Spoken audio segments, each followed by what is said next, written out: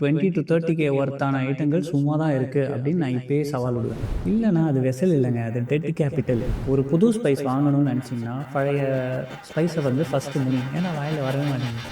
ஏன்னா இங்கிலீஷ் பேசினாலும் நம்மளாம் தமிழ் இல்லை. நம்ம எல்லாருமே செய்கிற பிக்கெஸ்ட்டு ஃபினான்ஷியல் பிளண்டர்ஸ் எங்கேன்னு தெரியுமா?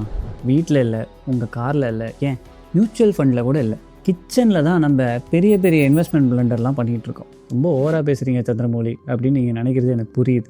இருந்தாலும் ஒரு நாள் நான் என் கிச்சனுக்குள்ளே போய் அந்த பேண்ட்ரியெல்லாம் க்ளீன் பண்ணும்போது சும்மா ஒரு சின்ன கால்குலேஷன் போட்டு பார்த்தேன்.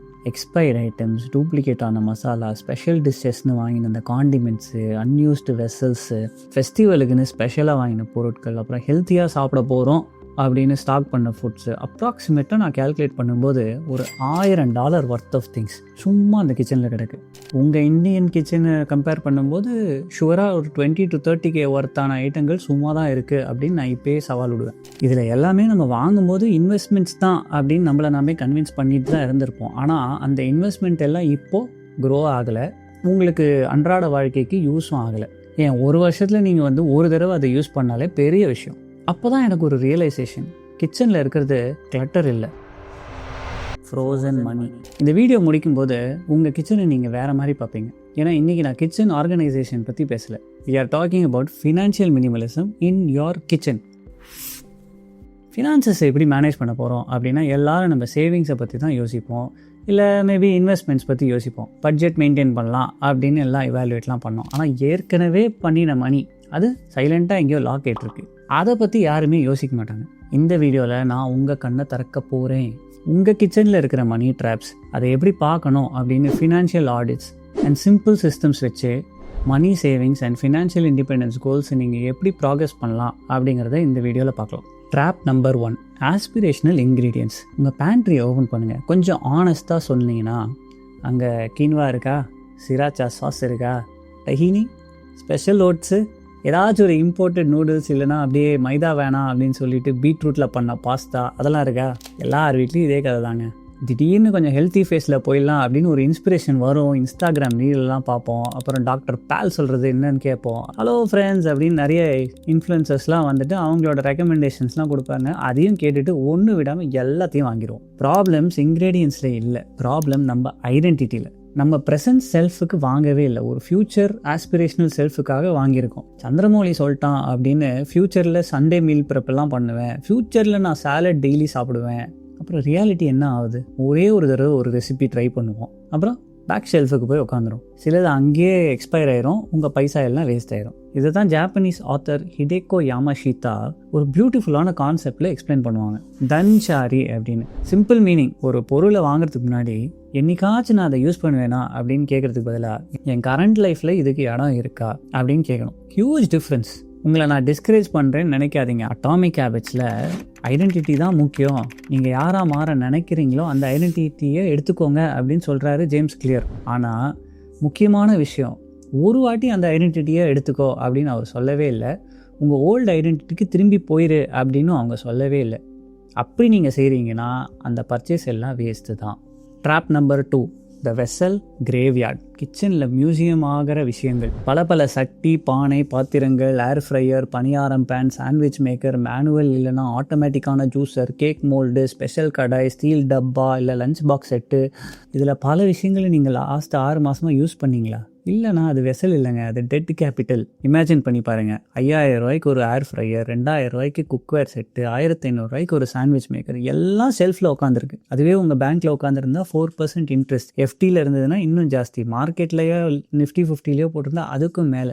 இன்வெஸ்ட்மெண்ட் அட்வைஸ் கொடுக்க எனக்கு தகுதி இல்லை தான், ஆனால் 0 ரிட்டர்ன்ஸ் கொடுக்குற இன்வெஸ்ட்மெண்ட் எல்லாம் தண்டம் அப்படின்னு சொல்கிறதுக்கு உங்கள் மைண்ட் வாய்ஸே போதும். நம்ம தமிழ் ஃபேமிலிஸில் வெசல்ஸ் இமோஷனல் பர்ச்சேஸ் ஆகிறதுக்கு வாய்ப்புகள் ரொம்பவே ஜாஸ்தி. எங்கள் பிறந்த வீட்டிலேருந்து வந்த சீரு, இவங்க கிஃப்ட் கொடுத்தாங்கன்னு வந்துச்சு, இதெல்லாம் கூட ஓகே. ஆஃபரில் வாங்கினேன்னு ஒரு எமோஷன், 1 டேக்கு யூஸ் ஆகும் அப்படின்னு ஒரு எமோஷன். இது செய்யும்போது தான் நம்ம ஸ்டோர் பண்ணுறது குக்வேர் இல்லை, மெமரிஸை. அதை ரிமூவ் பண்ணுறது ரொம்ப கஷ்டம். பட் ஃபினான்ஷியலி உங்களை அது ஹெல்ப் பண்ணுதா? அப்படி இல்லை அப்படிங்கிறத நீங்கள் ஒத்துக்கிட்டு தான் ஆகணும். Drop 3, sale drop. இந்த டேஞ்சரஸ் ட்ராப்பை பற்றி நான் உங்களை எஜுகேட் பண்ணணுன்ட்டுலாம் இல்லை. ஏன்னா நமக்கே ஸ்மார்ட் டிசிஷன் மாதிரி தான் தோணும். உதாரணத்துக்கு 2 வாங்கினா $1 கம்மியாக ஸ்ட்ராபெரி கொடுக்குறாங்க அப்படின்னு சொல்லிட்டு நம்ம வாங்கிடுவோம். இல்லைனா பை 3 get 1 அப்படின்னு சொல்லிட்டு ஹோல்சேல்லாம் வாங்குவோம். பட் ஞாபகம் வச்சுக்கோங்க, பாயிண்ட்ஸ் வரும். ஒரு $200 சேவ் பண்ணலாம் அப்படின்னு சொல்லிட்டு $2000 நீங்கள் செலவு பண்ணிங்கன்னா $1800 கேபிட்டலை லாக் பண்ணிட்டோம். ப்ளஸ் அது எங்கே வைக்கிறோன்னு ஒரு ஸ்டோரேஜ் டைலமா. அப்புறம் பிக்கெஸ்ட் ரிஸ்க்கு, அந்த பொருள் எக்ஸ்பயர் ஆயிரும். எஸ்பெஷலி ஸ்ட்ராபெரியில் 4 நாள் கூட வராது. நிறைய பேர் அப்பார்ட்மெண்ட்டில் இருக்கும்போது ஒரு ஷெல்ஃபுக்கும் ஒரு வேல்யூ உண்டு. பேண்ட்ரி அப்படிங்கிறது ஒன்றும் ஃப்ரீயான ரியல் எஸ்டேட் கிடையாது. இன்ஃபேக்ட் சொல்ல போனோம்னா உங்கள் வீட்லேயே மோஸ்ட் ப்ரீமியம் அண்ட் ஸ்கேர்சிட்டியான ரியல் எஸ்டேட் தான் அது. ஏன்னா எல்லா இன்ச்சும் ஆக்குபைடு. ஆனால் அங்கே தான் உங்கள் பைசாவும் சும்மா கிடக்கு. சரி, இப்போ எவ்வளோ பைசா சும்மா இருக்குது அப்படின்னு நம்ம தெரிஞ்சுக்கலாமா? ஒரு ஆடிட் பண்ணுவோம். கில்ட்டியாக ஃபீல் பண்ணுறதுக்கு இல்லை, நம்ம அவேர்னஸ் இன்க்ரீஸ் பண்ணுறதுக்காக. Audit number 1, dead capital. ஒரு நோட் புக் எடுங்க, உங்கள் பேண்ட்ரியை ஓப்பன் பண்ணுங்கள். 90 days நீங்கள் யூஸ் பண்ணாத ஐட்டம்ஸ் எல்லாத்தையும் எடுத்து அதோட எஸ்டிமேட்டட் ப்ரைஸை எழுதி வச்சுக்கோங்க. எண்டில் டோட்டல் பண்ணுங்கள். உடனே ஜட்ஜ்மெண்ட் மோடுக்கு போயிடாதீங்க. ஜஸ்ட்டு அப்சர்வ் பண்ணுங்கள். கமெண்ட்டில் சொல்லுங்கள் உங்கள் நம்பர் எவ்வளோ, 5000, 10,000, சம்டைம்ஸ் அதை விட மேலே கூட இருக்கலாம்.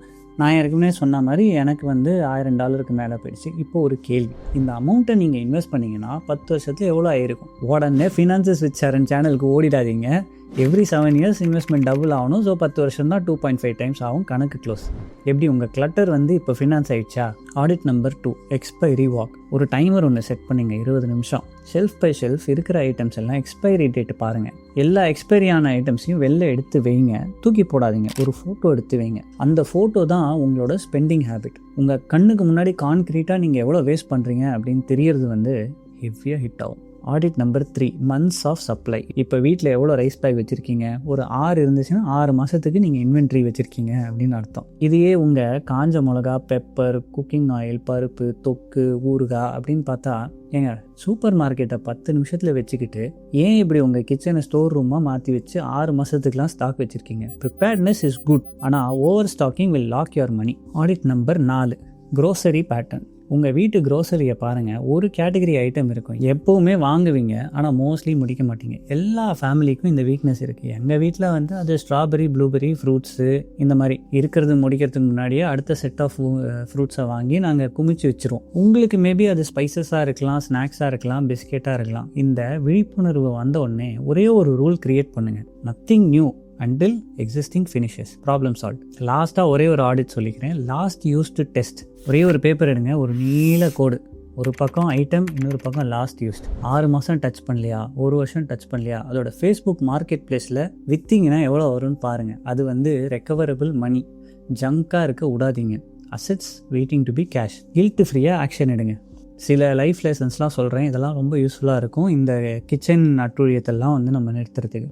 நம்பர் 1, ஜாப்பனீஸில் ஒரு பியூட்டிஃபுல்லான ஒரு வேர்டு இருக்குது, மொட்டை நாய் அப்படின்னு. மொட்டை நாயில் மொட்டை நாய் மீனிங் ரிக்ரெட்டிங் ஆஃப் வேஸ்ட். அது ஜஸ்ட்டு மணி வேஸ்ட் கிடையாது, பொட்டென்ஷியல் வேஸ்டட். ஒரு டீப்பாக ஒன்று யோசிக்கணும் அப்படின்னா, நீங்கள் ஒரு ஃபுட் ஐட்டமை வேஸ்ட் பண்ணுறீங்க அப்படின்னா அதை செஞ்ச அந்த ஃபார்மரோட எஃபர்ட் வேஸ்ட்டாக போச்சு, அதில் ஸ்பெண்ட் ஆன தண்ணி வேஸ்ட்டாக போச்சு, டிரான்ஸ்போர்ட்டேஷன் வேஸ்ட்டாக போச்சு, பேக்கேஜிங் வேஸ்ட்டாக போச்சு, டோட்டலாக எனர்ஜி எல்லாம் வேஸ்ட்டாக போச்சு. இப்படி யோசிக்கும் போது நெக்ஸ்ட் டைம் நீங்கள் ஒரு எக்ஸ்பைர்ட் ஃபுட்டை தூக்கி போடும்போது அது ஒரு சின்ன விஷயமா தெரியாது, அதில் ஒரு டீப்பரான ஒரு மீனிங் இருக்கும். 2வது ஃபிலாசபி, இந்த வாட்டி வெஸ்டர்ன் மினிமலிசம்லேருந்து ஃபர்ஸ்ட் இன் ஃபர்ஸ்ட் அவுட். வேர் ஹவுசஸில் இதெல்லாம் யூஸ் பண்ணுவாங்க. ஒரு சிம்பிளான ஹேபிட், புது க்ரோசரிஸ் வந்துச்சுன்னா பின்னாடி போகணும், பழைய க்ரோசரிஸ் எல்லாம் முன்னாடி வரணும். ஆனால் நம்ம ஃப்ரிட்ஜில் என்ன பண்ணுவோம், லாஸ்ட் இன் ஃபர்ஸ்ட் அவுட், அப்படியே உல்ட்டா.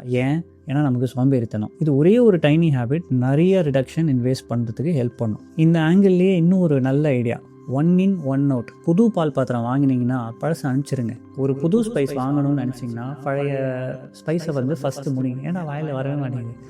ஒரு புது ஸ்பைஸ் வாங்கினீங்கன்னா பழைய ஸ்பைஸை ஃபஸ்ட்டு முடிங்க.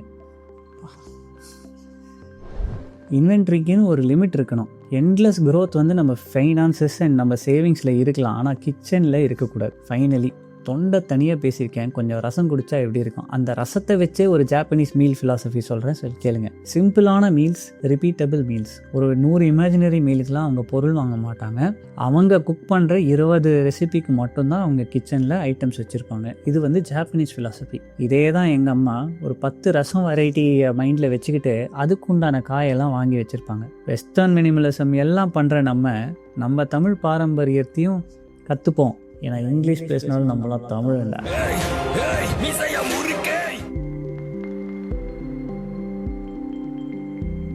நம்ம கிச்சன் வெறும் ஷெல்ஃபால் செஞ்சது கிடையாது. அது ஒரு ரிஃப்ளெக்ஷன். நம்ம ஹேபிட்ஸ், நம்ம ஹோப்ஸ், சில சமயம் நம்ம என்னவா ஆகிட்டு இருக்கோம் அப்படின்னு ஒரு பயம், என்னவா இருக்கணும் அப்படின்னு ஒரு aspirational version of ourselves. ஆனால் நிம்மதி எப்போ தெரியுமா வரும்? அது இப்போ இருக்கிற பர்சனை நம்ம சர்வ் பண்ணுற மாதிரி இருக்கணும். அந்த பர்சனை நம்ம அக்செப்ட் பண்ணுறதுக்கு நம்ம எஃபர்ட் எடுக்கணும். அதுவும் ஒரு வகையில் மினிமலிசம் தான். சும்மா கம்மியாக பாத்திரம் வச்சவன் தான் மினிமலிஸ்ட் கிச்சன் வச்சுருக்கான் அப்படின்னு கிடையாது. கம்மியான ரிக்ரெட்ஸும் இருக்கணும். ஸோ இந்த வீக்கெண்ட் உங்கள் கிச்சனை ரீஆர்கனைஸ் பண்ணாதீங்க, ஆடிட் பண்ணுங்கள். நீங்கள் ரிமூவ் பண்ணுற ஒரு ஐட்டமும் வெறும் இடம் மட்டும் க்ரியேட் பண்ணல, உங்கள் பைசாவை அது ரிலீஸ் பண்ணுது. ஃபினான்சஸை பெட்டராக்கிறதுக்கு நிறைய வழிகள் இருக்குது. ஆனால் எல்லா வழிகளும் உங்கள் கரண்ட் சுச்சுவேஷன் மேலே கண்ட்ரோல் வச்சுக்கணும் அப்படிங்கிறது ஒரு அஸ்திவாரம் மாதிரி. அந்த அஸ்திவாரம் இன்னும் பெட்டராக இருக்கணும்னா உங்கள்கிட்ட இருக்கிற பைசா சும்மா உங்கள் கிச்சனில் உட்காந்துட்டு இருக்கக்கூடாது. தேங்க்ஸ் ஃபார் வாட்சிங் லைஃப் அண்ட் வ்ளாக். இந்த வீடியோ உங்கள் ஃப்ரெண்ட்ஸுக்கெல்லாம் யூஸ்ஃபுல்லாக இருக்குன்னா அந்த லிங்க்கை வாட்ஸ்அப்பில் ஷேர் பண்ணிடுங்க.